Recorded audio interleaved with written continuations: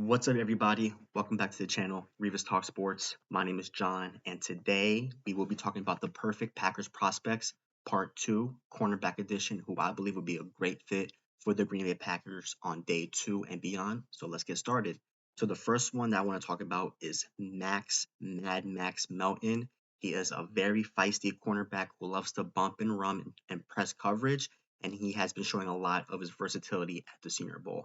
He is the brother of Bo Melton, which we all know is the wide receiver of the Green Bay Packers, and he is coming in at 5'11", 195 pounds with an expected 4.4, 4.5 40-yard dash. He played under Greg Schiano at Rutgers. Mind you, Jeff Hafley was a defensive back coach at Rutgers when Greg Schiano was the head coach back in 2011, and he was also the defensive back coach for the Tampa Bay Buccaneers when Greg Schiano was the coach of Tampa Bay. So Jeff Hafley and Greg Schiano have a great working relationship with one another, and I believe that him coming to the Packers will just kind of teach Mad Max the ropes, and the fact that Greg Schiano runs a 4-3 defense, this would be a perfect fit for Max Melton. He has outstanding hand-eye coordination in which he is able to make plays on the ball, and he has a willingness to go down here and support the run support.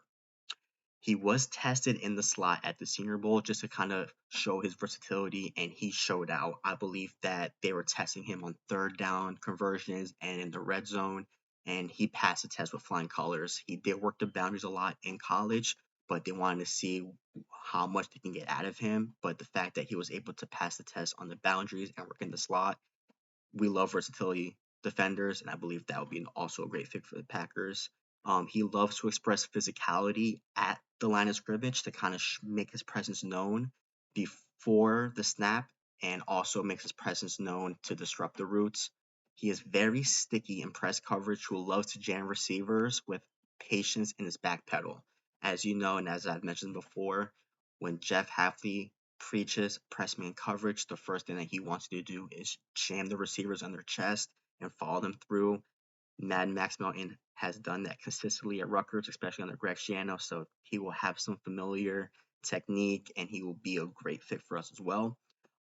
Sometimes he does allow too much cushion and off-man coverage, and sometimes with his tackle angles and technique in tackling, there is some work that needs to be done, but overall, I believe he could be drafted somewhere in the mid third round to early fourth round, depending on his combine results. But Mad Max, man, I believe he is very underrated. He's not getting a lot of reach during the draft process, and I believe that with a good combine, he could work himself up into the early third rounds. So that I believe will be a great fit for the Packers. The next one is Mike Sainristil. He is a pesky, pure slot corner who has elite instincts to make a play on the ball. He has a heart over height mentality, especially with a small frame. He is 5'10", 185 pounds with an expected 4.4 40-yard dash. He came to Michigan as a wide receiver, but converted to a defensive back with the departure of Daxton Hill. He has not looked back ever since he converted from a receiver to defensive back, in which in this past season he was a first-team All-American, which is insane that he came to Michigan as a receiver and he is an All-American defender. This guy has athleticism, crazy. He is a ball hawk. He has a great understanding of routes as a former receiver, which allows him to close quick on the ball and make plays. There are times where when he's lined up in front of the receivers, he will run the route for the receiver because he knows what's happening, which is like insane instincts. And Mike is a pure slot. Kashawn Nixon was our slot corner, but I believe Kashawn Nixon is a best fit as a kick returner. As we all know, he was a back-to-back All-Pro returner. And we are looking for that slot piece on our defense. And I believe if we were to draft Mike Sainristil, he is a pure slot. So if the boundaries are taken care of and we need a slot, Mikey Sainristil is that guy. He is a versatile defender who could play the slot, but he can also play safety in the pinch, and he does provide some special teams value. And he loves to get under the receiver's chin, and he is quick enough to flip his hip and match the receivers throughout the route. He does a great job eyeing the backfield, which gives him an edge to explode downhill to support the run. He has elite instincts that help with recognizing routes and great ball hawking abilities due to his outstanding awareness. I believe Jeff Hafley will love this guy because this guy loves to create turnovers. He had 6 interceptions this past season. 2 of them were pick sixes. This guy loves the ball. He is a pesky corner. He is small. He does not fit the Packers threshold, but when a player is a baller, heart over height, if the guy could play, you might as well just draft him. Who cares about thresholds? If the guy can play and come in and just help create turnovers, which is what we need, he is definitely our guy in the Packers. He does lack the size and strength to tackle big backs alone, so he will initiate the first contact, but he's going to need his help with his defenders to kind of swarm and help bring him down. He is more of a zone coverage defender due to his poor technique and press coverage, but which I believe that is coachable. Jeff Hafley preaches technique, fundamentals. So even though he is a zone coverage and did not play much press man, I believe this is something that Jeff Hafley could kind of come in and just show him the ropes and have him be a great slot corner. And he can also be a mismatch to taller receivers. I mean, due to his frame, 5'10", 185, if he were to get matched up against a 6'1", 6'2 receiver, he might get picked apart a bit, but he is a grinder. He is a hard worker. And I believe just due to his ball hawking abilities, great instincts from a receiver, he knows routes, gives him an edge. So even though he's small in stature, the guy can play. I have him in the mid third round. I will not be surprised if he works himself into the late second round with a great combine and gritty results, especially with a high RAS score. If he is available with the Packers on the clock, I think we should have some consideration to see if we could draft him. He is a baller. I will put all of their highlights in the description so you can see what I mean, but this guy can play. And he would be a great fit if we were just looking for a slot-only corner. So that's Mikey Sainristil, and let's move on to the next corner. The next corner is Khyree Jackson. He is a true press man coverage corner who loves to be in your face at the line of scrimmage and mirror the route with the receiver. He comes in at 6'3", 195 pounds with an expected 4.4, 4.5 40-yard dash. He has an elite 41.6 QBR rating when targeted this past season. That is like a no-fly zone cornerback.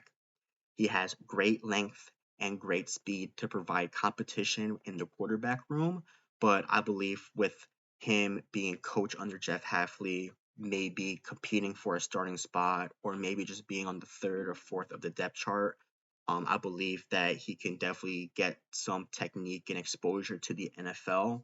I'm not too sure if he will be a day one starter. I believe he is more of a project, but overall, he is 6'3", long, has great speed. I believe within a year or two, he could be a solid starter for us. And not all of our draft picks will be day one starters, but I believe with Khyree Jackson, I believe he could be a true starter within a year or two.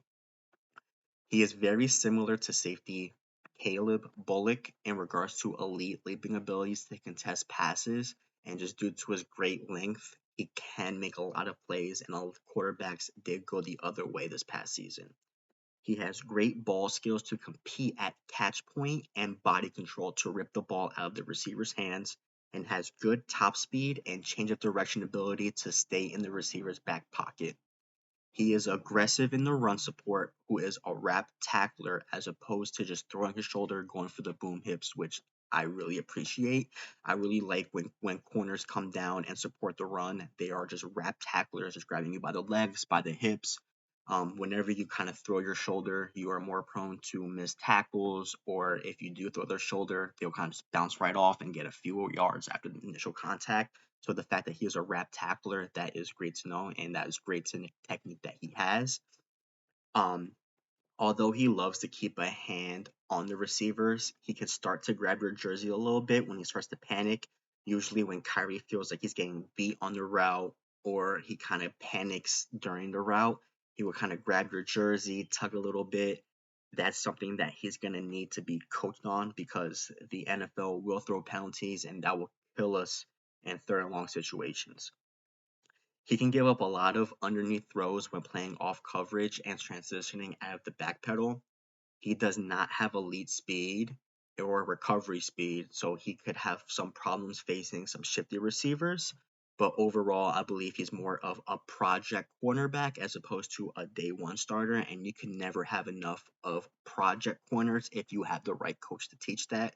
Jeff Hafley is the perfect coach. He is a DB specialist. So if you can just have Khyree Jackson just maybe just compete or even just sit on the bench for a year or two and just develop under those technique and fundamentals, I believe he'll be a solid starter within the league within the next year or two.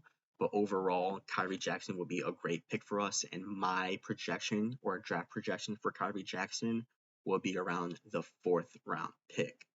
Now, I'm going to throw in a sleeper corner. Not a lot of people are talking about him. I love his game. I love his grittiness and love his versatility. So I'm going to throw his name in this video. Jarrian Jones from Florida State. He is a versatile cornerback who loves to play sticky coverage and does a great job getting in space between the receiver and the ball. He comes in at 6 feet, 192 pounds with an expected 4.5 40-yard dash. FSU played a lot of press man coverage, and he packs a quick, strong punch at the line of scrimmage, so I believe he'll fit very well in a Jeff Hafley defense who would emphasize press coverage, emphasize jamming the receivers, and Jarrian Jones does just that. He had an elite passer rating when targeted of 42.7 as an outside corner in 2022 and had an elite passer rating when targeted of 25.3 in his first year starting in the slot this past season. This guy loves to be in your face. Look at 2022 with the QBR and 2023 QBR. He is getting better each and every year. And in his first year in the slot, he had an elite 25.3 quarterback rating when targeted. So this guy is like a Mr. No-Fly Zone. And I believe due to his versatility, that would be a great fit for the Packers, as he did have 300 plus snaps on the boundaries and 300 plus snaps in the slot. So this guy is very versatile. He is a very disciplined corner who did not give up a single touchdown and commit a single penalty in all of the 2003 season. He has patience, very disciplined. That is amazing to see and hear. I don't think there are many cornerbacks this draft, if any, that have not given up a touchdown or committed a penalty. So I think he is like an outlier and a diamond in the rough sleeper corner in this draft. He has great size and length, who will be a great asset as a nickel corner or slot corner in the NFL. He could play comfortably with his back turned towards the line of scrimmage, and he gets his head turned around in time to track the ball and make plays. He has no experience at safety, which I do not expect, as he is like a nickel or a slot corner. But I feel like if the safeties are injured or banged up a bit and we're looking for someone to play the safety in the pinch, I believe he could come in there in a pinch just based on his frame, and he is drawing comparisons of Brian Branch, which is the safety of the Lions. And Brian Branch had a phenomenal rookie season this past season. So the fact that he's drawing comparisons to Brian Branch, that is amazing to see. He has good ball skills, who plays with extreme confidence and has a hunger mentality. He has the ability to go up and contest passes at the highest point and explodes out of his back pedal to force incompletions and interceptions on underneath routes. He doesn't have a ton of power as a tackler, and he's a bit average in the run game.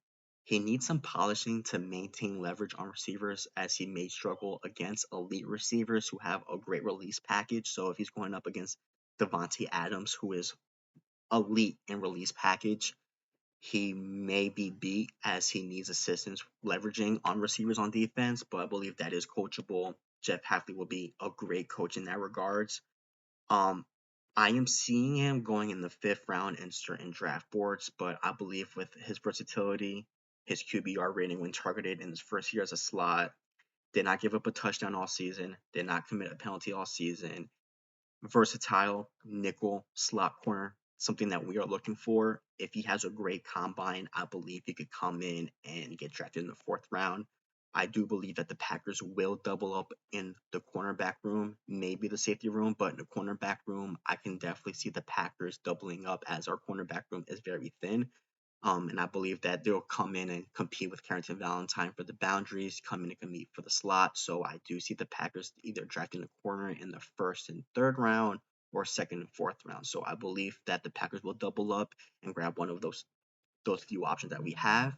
But that is it for our part 2.